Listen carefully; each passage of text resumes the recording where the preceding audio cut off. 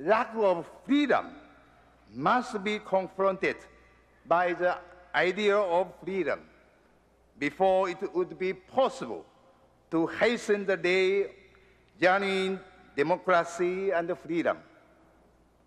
I return to my homeland, determined to make my contribution toward achieving full democracy for our society.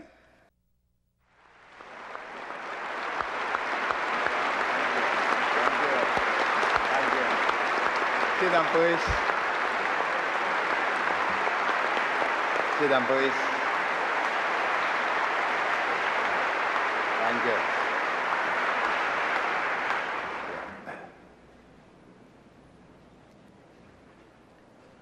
President Rose, members of the faculty and administration, fellow alumni, ladies and gentlemen, thank you for your gracious introduction, President Rose. It is a great honor for me to be invited to deliver the opening lecture at my alma mater, Cornell University. It has been a long and challenging journey with many bumps in the road. Yet my wife and I are indeed very happy to return to this beloved campus.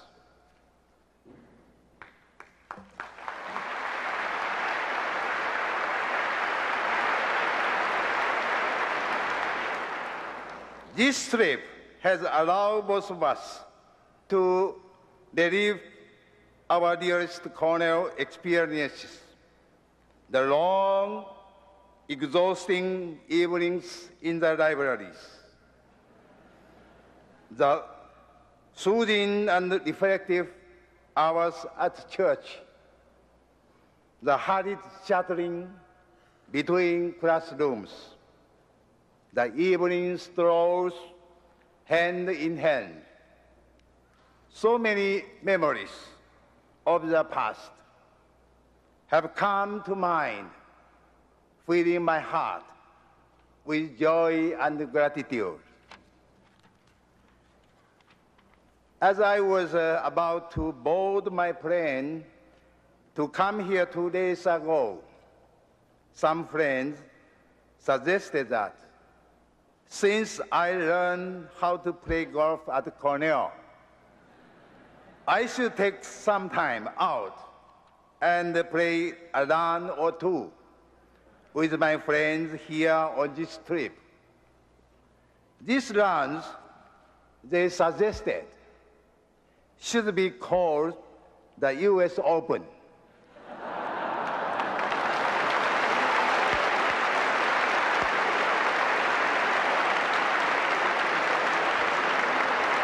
Open to李登輝. Open to李登輝. That is.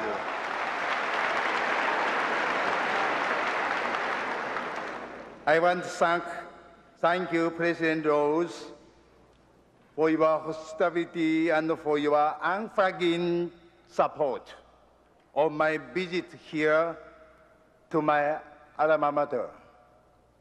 I thank you, my fellow alumni, for your understanding and support as I undertake this important sentimental journey.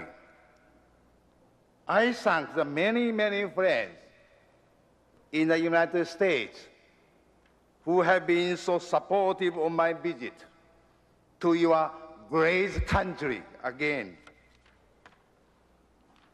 And also want to thank you, the people of this academic community, my professors and the classmates, for the deep and the lasting influence that Cornell University has had on my life. The support each of you has given means a great deal to me. I deem this invitation to attend the reunion at Cornell not only a personal honor, but more significantly, an honor for the 21 million people in the Republic of China on Taiwan.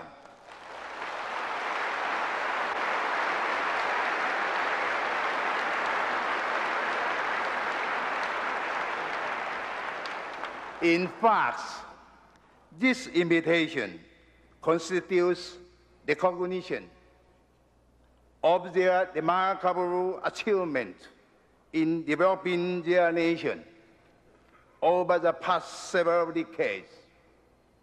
And it is the people of my nation that I most want to talk about on this occasion. My years at Cornell from 1965 to 1968 made an indelible impression on me. This was a time of social turbulence in the United States, with the civil rights movement and the Vietnam War protest. Yet, despite that turbulence, the American democratic system prevailed. It was also the time I first recognized that the full democracy could engender ultimately peaceful change, and the lack of democracy must be confronted with the democratic methods, and lack of freedom must be confronted by the idea of freedom before it would be possible to hasten the day of genuine democracy and freedom. I returned to my homeland, determined to make my contribution toward achieving full democracy for our society. Ever since I became President of the Republic of China in 1988, I have sought to ascertain just what the people of my country want, and to be always guided by their wishes. Ancient China's book of history from over 2,000 years ago contains the phrase, "Whatever the people desire, the realm follows." My criterion for serving as a president is that I do it with the people in my heart. And it is obvious to me that most of all they want democracy and development. Democracy entails respect for individual freedom, social justice, and a sense of directly participating in the destiny of their nation. Economic development goes beyond attaining prosperity. It also involves equitable distribution of wealth. Today, we are entering a new post-Cold War era, where the world is full of many uncertainties. Communism is dead or lying.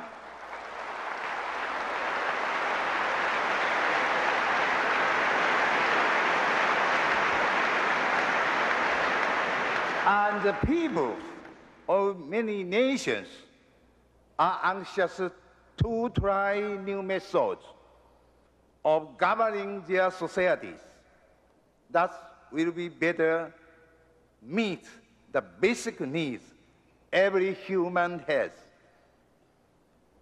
There are many pitfalls in this search for a new rationale, and man must strive to make the right choices with all the wisdom and diligence he can command.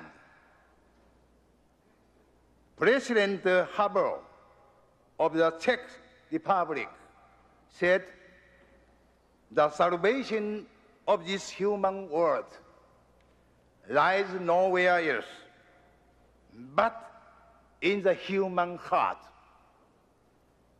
In my heart, I believe that the Taiwan experience has something unique to offer the world in this search for a new direction. This is not to say that our experience can be translated entirely to fit the situation faced by other nations. But I believe that without doubt, there are certain aspects of this experience that offer new hope for the new age. By the term Taiwan experience, I mean what the people of Taiwan have accumulated in the recent years through successful political reform and economic development. This experience has already gained widespread recognition by international society and is being taken by many developing nations as a model to emulate. Essentially, the Taiwan experience and the social transformation of my nation over the year, a transformation which I believe has profound implications for the future development of the Asian Pacific region and world peace. It is worth remembering what we in the Republic of China on Taiwan have had to work with in achieving all that we now have. A land area of only 14,000 square miles, slightly less than 1/3 the area of New York State, and a population of 21 million. My country's natural resources are meager, and its population density is high. However, its international trade totaled $108 billion in 1994, and its per capita income stands at $12,000.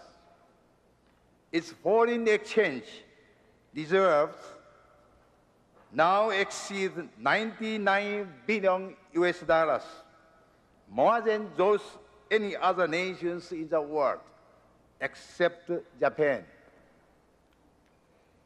The Taiwan experience bases peaceful political change on the foundation of stable and continuous economic development.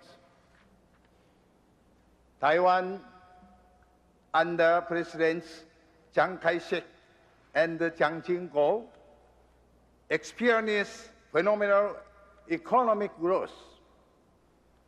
Currently, aside from economic development, Taiwan has been undergoing a peaceful political transformation to full democracy. For many developing nations, the process of moving to a democratic system has been marked by a coup d'etat or by the kind of political decay suggested by Professor Samuel P. Huntington. In short, it is not unusual for such a process of transformation to be accompanied by violence and chaos. However, the case of the Republic of China on Taiwan is a notable exception. Non-existent is a vicious cycle of expansive political participation, class confrontation, military coup, and political suppression, which have occurred in many developing countries. The process of reform in Taiwan is remarkably peaceful indeed, and as such is virtually unique. In addition to the economic miracle, we have achieved a political miracle, so to speak. The Taiwan experience has regional and international dimensions as well. In 1994, the indirect trade between Taiwan and mainland China reached $9.8 billion US. Taiwan's indirect investment in southern China made through Hong Kong amounted nearly $4 billion US, according to estimates from various quarters. One source indicates that the total investment of Taiwan in the whole mainland China has reached to $170 US. Taiwan's trade and investment has also been extended to members of the Association of Southeast Asian Nations, Vietnam, Russia, United States, and countries in Central America, Europe, and Africa. In addition to these direct investments, nearly 180,000 foreign workers, principally from the Southeast Asia, are now working in Taiwan. If each of them is by average the head of a family of 6, then it becomes possible that almost 1 million people living in Southeast Asia are at least indirectly supported by Taiwan. Although the Republic of China on Taiwan has been excluded from the United Nations, it has accelerated the formation of an international network with economic ties as a key link. Recently, it has been began to launch a project to build Taiwan into an Asian Pacific Regional Operations Center, aiming at further liberalization and globalization of our economy. I never allow myself to ever forget for a moment that Taiwan's achievement has been realized only through the painstaking effort and immense political wisdom of the people. However, Success comes from the difficulty, and the fruits of the Taiwan experience are all the sweeter today from recognition of the difficulty of the process. We, in the Republic of China on Taiwan, have found that peaceful transformation must take place gradually and with careful planning. 5 years ago, on my inauguration day, I pledged to initiate constitutional reform in the shortest possible period of time, with the legal framework that's set up. My goal was to provide the Chinese nation with a legal framework that is in accord with the times, and to establish a comprehensive model for democracy